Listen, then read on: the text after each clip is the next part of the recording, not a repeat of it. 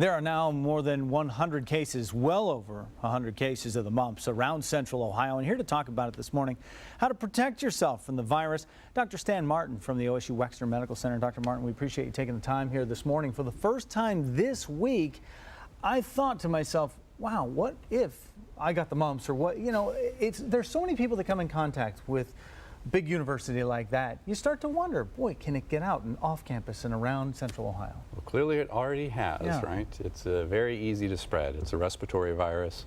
It can be transmitted from person to person by respiratory droplets, by direct contact, and even by things that, when they're left on the coffee table and other people come into contact with inanimate objects in the environment.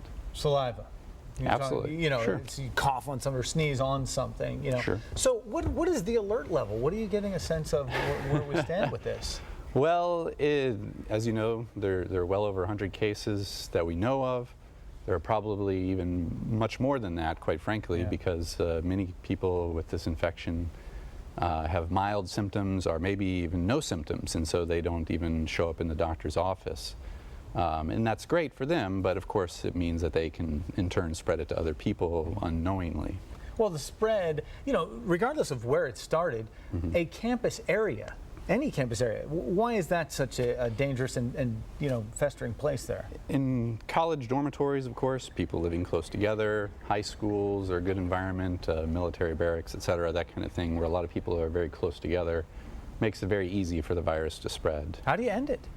Well, time and vaccination Yeah. are the keys to prevention of the spread. And unfortunately, oftentimes just getting one vaccine is not enough. And sometimes even having had 2 vaccines is not sufficient for some people. Because we are hearing of folks who have been vaccinated. Absolutely, although many people have not or have only received one of the mumps, measles, rubella vaccine, the MMR vaccine. Usually 2 is sufficient for a lot of people, but I don't know, in these outbreak situations there's some thought that maybe even 3 is necessary, although we don't know that for sure.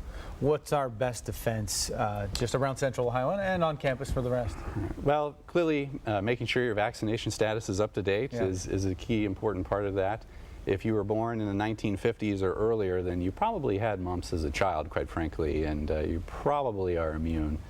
And if you think you are coming down with an illness, feel under the weather, because the symptoms can be fairly nonspecific, then staying home from school, staying home from work for at least 5 days is what's recommended to try to cut down on the spread of the virus to other people. And think about the flu. I mean, wash your hands, all those things, right? Absolutely. Hand hygiene is important. Respiratory etiquette, as we say, covering your cough when you're around other people, etc.